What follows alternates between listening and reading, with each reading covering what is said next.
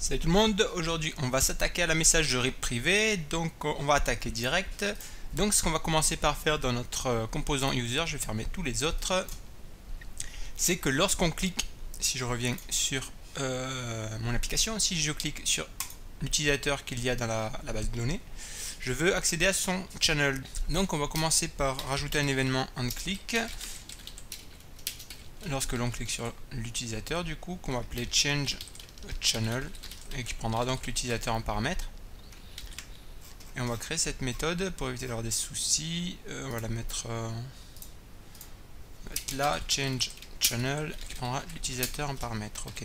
Alors comment on va modéliser ça dans notre base de données? En fait, ce qu'on va faire dans notre base de données, je vais créer une référence en fait private messages, et à l'intérieur en fait on aura l'user ID 1 qu'on comparera par rapport à l'utilisateur ID 2 pour les classer toujours dans le même ordre en fait, tout simplement. Et ensuite on aura donc notre message ID, ici message ID, qui contiendra, vous l'avez compris, notre message, donc content, etc., etc. Donc voilà comment ça va se manifester. Donc private message, on comparera l'utilisateur 1 avec l'utilisateur 2 pour créer ce path. Ensuite on aura le message ID et notre message. Alors il y a plusieurs façons de faire. On pourrait également, je vais vous le montrer vite fait, mais on fera cette façon de faire. On pourrait également créer par exemple une référence private channels comme ça. De la même façon, on créerait un channel ID, mais en créant directement user ID 1 en les classant de nouveau underscore par exemple user ID 2, en vérifiant toujours que l'ID 1 soit inférieur à l'ID 2. Donc un truc comme ça, et à l'intérieur on pourrait mettre l'ID de l'utilisateur 1, user ID 1, avec true par exemple, juste histoire de dire qu'il a le droit de lire au niveau de cette référence. Et ensuite on aurait tout simplement soit dans une table message comme ça, là je vais annuler, et user ID bien sûr, juste pour compléter l'exemple, true comme ça. Et donc dans nos règles il suffirait de comparer que cette référence là, ce channel ID contient bien les utilisateurs qui ont le droit d'écriture et de lecture. Et bien sûr après dans message ça ferait exactement pareil que ce qu'on avait. Là on avait le message ID, les messages, et donc ça ferait on serait basé sur le même principe. Donc à vous de voir comment vous voulez gérer ça. Nous on va partir sur la première solution. Donc première chose à faire, il va falloir créer cette référence. Donc pour faire ça, ce que je vais faire, c'est que je vais extraire une méthode que je vais, on va l'appeler getChannelID, qui prendra l'utilisateur ID, donc user ID en paramètre. Alors là, ce qu'on va faire, en fait, on va faire un return de user ID inférieur, on va utiliser le ternaire. Si c'est inférieur à this current user.uid, dans ce cas, la référence ce sera user ID plus on concatène et ça sera donc this.current user ID. Autrement, ce sera l'inverse, donc this.current user.uid, oui c'est ça, et donc on concatène toujours plus user ID. Ça nous assurera d'avoir toujours la même référence. Et du coup, lorsque je change de channel, il me faudra le channel ID. Donc on va créer une variable channel ID. Ce sera this.getChannelID. On y passe le user.uid. Je vais créer également un channel vu qu'on le passera au niveau de notre store. Donc let channel sera égal à un objet. On va faire donc channel ID pour l'ID. Et le name, ce sera donc le user.name. Ce qu'on veut que l'utilisateur, lorsqu'on clique là, quand on clique là, on veut tuto code qui s'affiche tout simplement. D'ailleurs ça je ne l'avais pas géré, il faudra le gérer, on verra ça sûrement dans cette vidéo. Et ensuite donc ce qu'on va faire, c'est qu'on va dispatch this.dispatch, qu'on va considérer en fait tout simplement quand on clique sur un utilisateur que c'est un channel comme les autres sauf qu'il sera privé.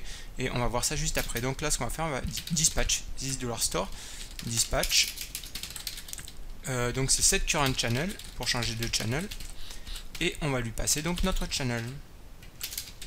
Donc on peut voir déjà ce que ça donne. Ça devrait marcher au niveau, enfin ça devrait marcher, ça devrait bugger surtout, mais lorsqu'on clique, voilà, il réagit, donc c'est bon.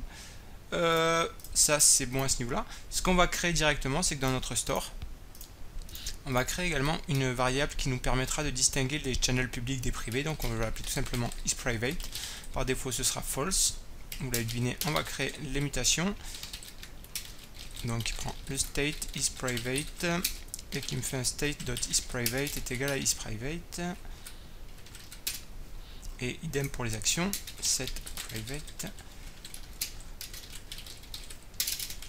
Et qui prendra donc un booléen et qui fait un commit de set. Et on met le passe notre paramètre. Voilà. Et bien sûr le getter.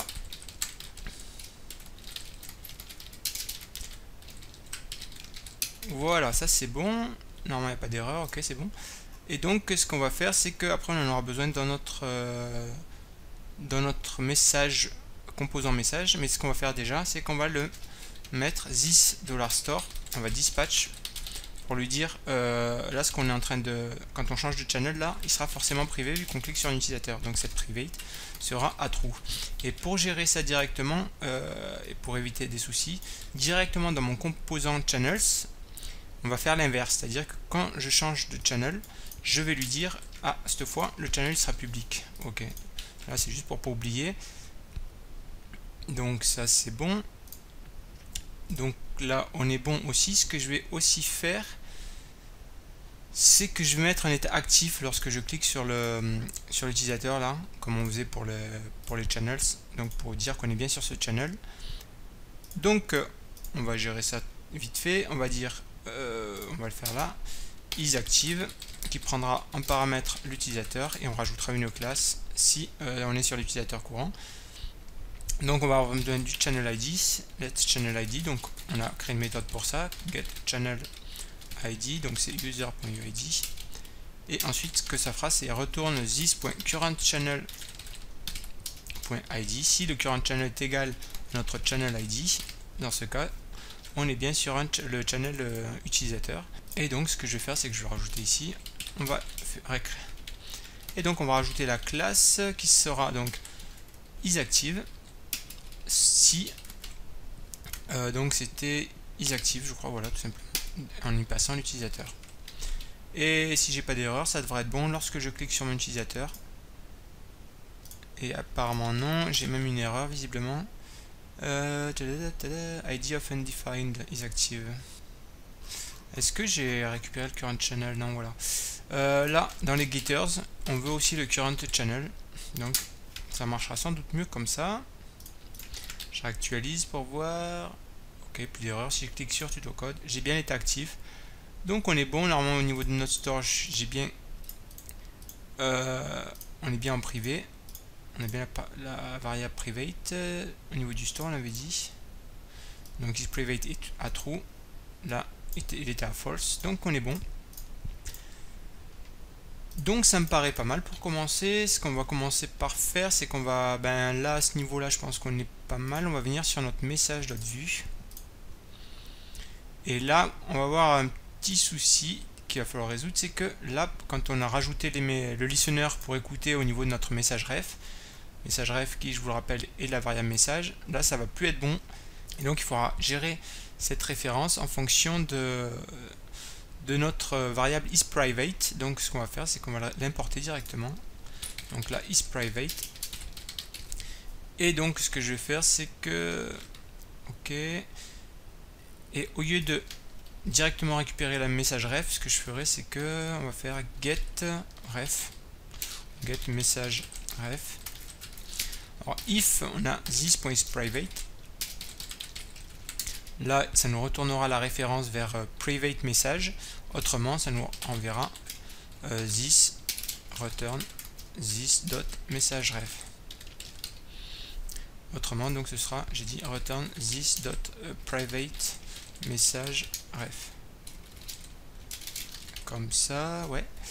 Et donc par contre, j'ai pas cette variable, on va la créer.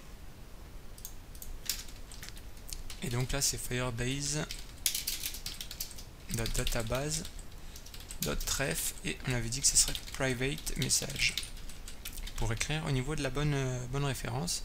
Une virgule ici pour éviter les soucis. Et là donc notre référence en fait, lettre ref, ce sera plutôt this.getMessageRef. Et du coup là, au lieu de faire ça, je fais un ref.child. Alors là, ça va nous poser d'autres problèmes pour les détaches aussi. Donc ce qu'on va faire, ce qu'on fera plutôt, on va pas le faire tout de suite, on le fera sans doute après. On va déjà gérer l'affichage et la création de messages. Mais il faudra rajouter, on va commencer par rajouter en fait les listeners dans un tableau pour pouvoir les détacher plus facilement et garder la trace des listeners en fonction de la référence, vu qu'elle va changer en fonction si on est sur un channel privé ou public. Mais pour le moment, on va laisser comme ça, on verra si on a des soucis. Ok, là je peux même le faire à la limite. Non, on va laisser comme ça, il y aura un souci par rapport à ça, mais c'est pas grave. On verra ça au fur et à mesure. On va le faire à l'arrache. Donc c'est parti, dans les règles maintenant, ce qu'on va faire pour pouvoir écrire, on va créer une nouvelle règles de sécurité. Alors au niveau des règles de sécurité pour les private messages, donc notre référence déjà c'est private messages, ok, comme ça, une virgule. Donc on avait dit qu'on avait quoi? On avait $UID1, ensuite on aura $UID2, et à l'intérieur de ça on va pouvoir déjà commencer par faire un point read et lui dire je veux que les utilisateurs authentifiés puissent lire, et également les utilisateurs qui ont l'ID 1 ou l'ID 2. Donc UID 1 est égal à hot.uid, ou alors UID 2 est égal à hot.uid. Ça c'est bon. Ensuite on aura donc notre référence message ID. Et pour les droits d'écriture et de lecture, on l'a fait, donc .write, on va vouloir qui peut écrire, donc déjà différent de nul, et ensuite on va vouloir que new data, qui sera en fait notre message.child, donc on aura forcément un utilisateur avec l'ID, donc on va comparer par rapport à ça, donc user/id, on veut que la valeur soit égale à l'utilisateur authentifié. Donc seulement le message qui aura pour ID, pour utilisateur ID, l'utilisateur authentifié pourra écrire un message, ce qui paraît logique, et modifier si... Là on mettra pas de la possibilité de modifier, mais c'était histoire de. Et ensuite pour validate, et ben on va faire exactement pareil. Non, il y a juste une petite variation par rapport à ce qu'on avait fait précédemment. C'est qu'on va vérifier à chaque fois que UID1 soit bien inférieur, avec des guillemets c'est mieux, UID1 soit bien inférieur à l'UID2, pour être sûr qu'on soit bien toujours dans cette référence. Et ensuite on va faire exactement ça, sachant que les règles seront complétées il me semble. Et par contre pour la suite content user, on va juste copier-coller et on devrait avoir déjà quelque chose qui est bon au niveau des règles de sécurité. Bien sûr vous pouvez tester tout ça. Déjà au niveau de la lecture on pourrait tester, on va déjà créer un message et on verra après. Donc là j'ai pas d'erreur normalement, c'était bon, ouais. Non, si j'ai une erreur, is not a function. Ah, il n'y a pas de S là. Est-ce que c'est tout? Ouais, c'est bon. Donc on va voir maintenant du côté notre message form. Donc message form pour envoyer un message sur le bon channel. Là, ce qu'on fera, c'est qu'au lieu de récupérer le message ref ici, on fera directement un get message ref. Ok, puis après je pense que c'est tout bon. Le channel ID sera automatiquement récupéré. Donc on peut essayer comme ça déjà, voir ce que ça donne. Ce que je vais faire, c'est que je vais me connecter avec une autre fenêtre également, histoire de vérifier un peu tout ça. Ok, je suis sur test là, donc on va se connecter avec tuto code.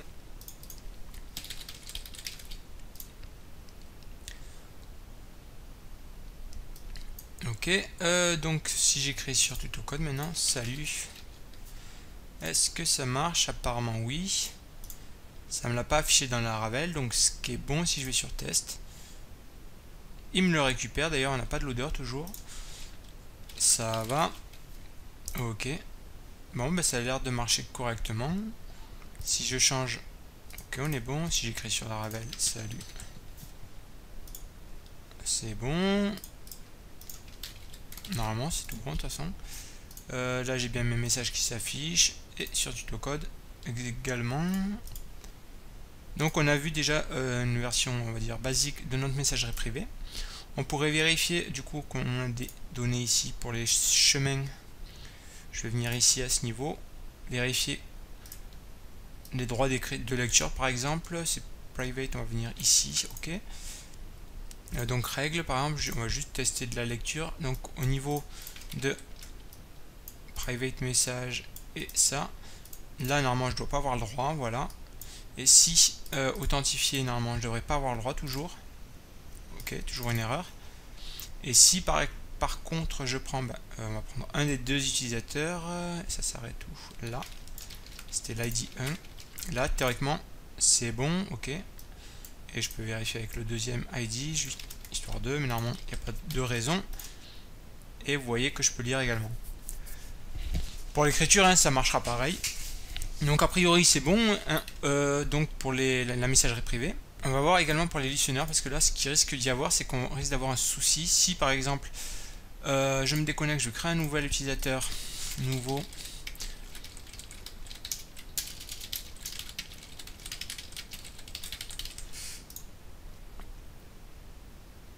Voilà, théoriquement si j'écris sur test ou sur Tutocode, je devrais avoir des soucis en fait.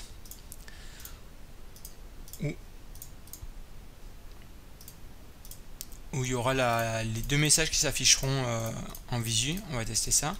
Là, salut, parce qu'on n'a pas détaché les listeners. Donc vous voyez qu'il y a un souci déjà, ça m'envoie 5 fois. Et si je le mets là aussi, alors en fait, il y a bien qu'un message qui s'est mis, mais c'est le fait qu'on n'ait pas détaché, on n'a pas détaché le listener. Donc on va voir ça. Donc ce que je vais faire, c'est que je vais créer dans mon composant message un tableau de listeners. Et donc maintenant je vais garder la trace de ces listeners.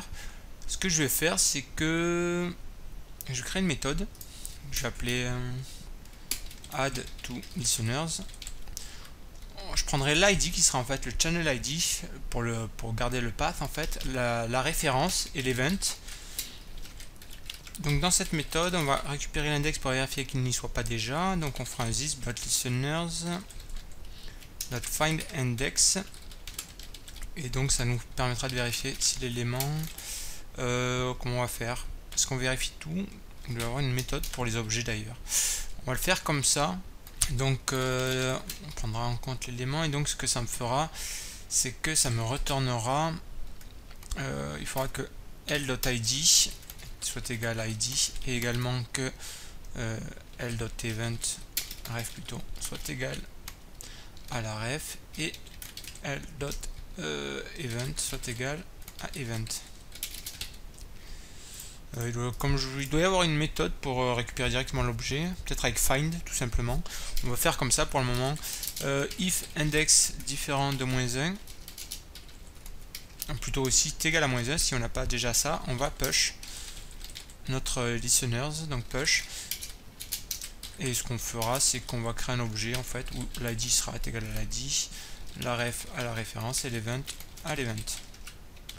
Ok, est-ce que ça marche déjà? Hop, si je reviens là-dedans, pas d'erreur, ouais. On devrait avoir, si je clique là-dessus, je réactualise dans mon message, je devrais avoir un objet dans listeners, deux même. Ce qui est logique, c'est pour cette référence et pour celle-là. Là, du coup.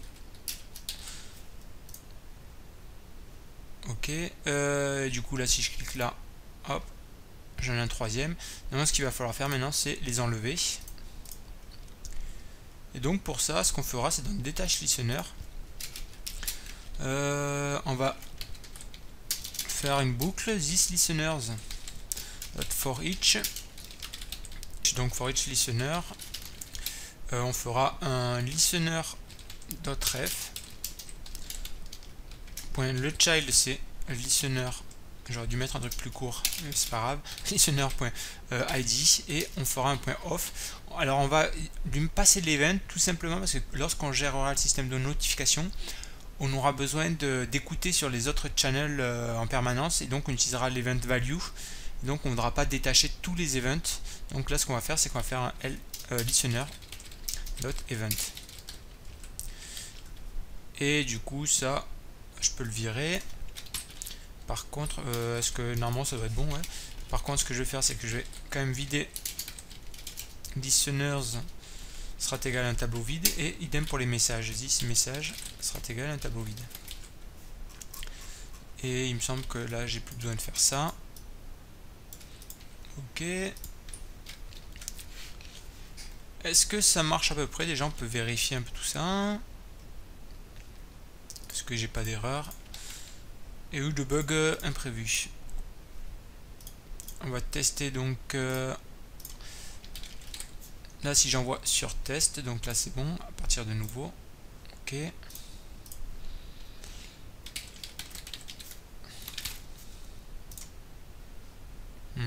Ça me paraît bon. Si j'écris sur Laravel, est-ce que le détache listener se fait bien?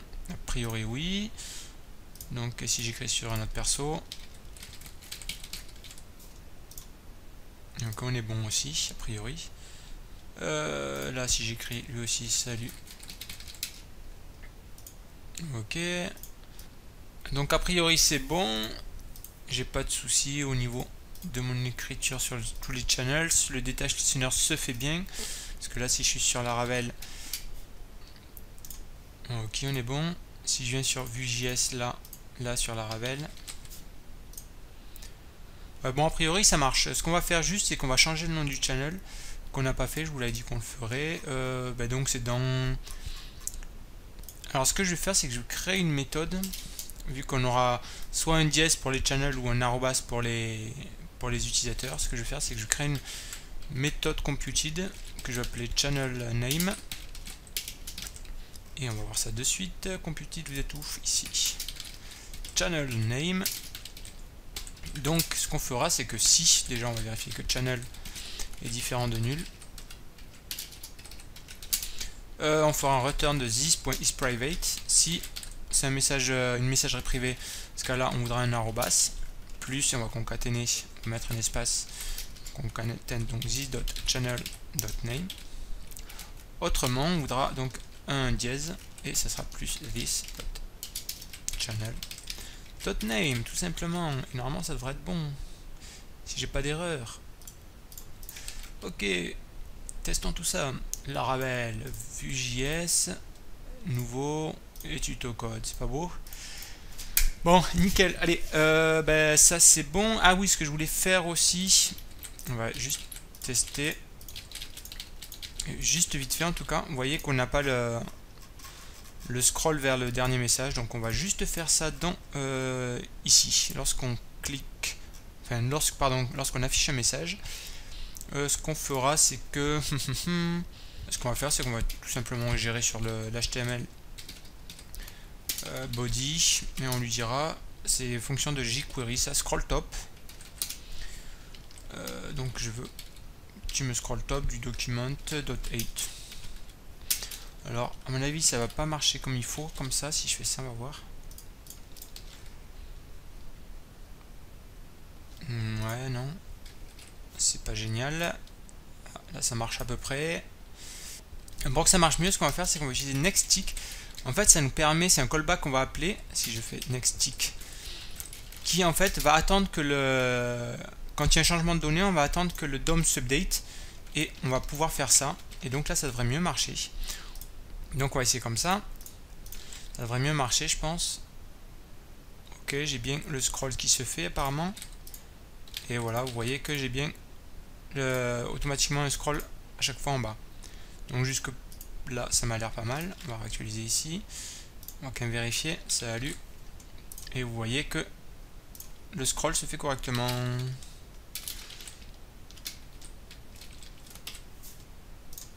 Donc voilà pour cette vidéo. Moi je vous dis à plus pour la prochaine. Ciao, bye.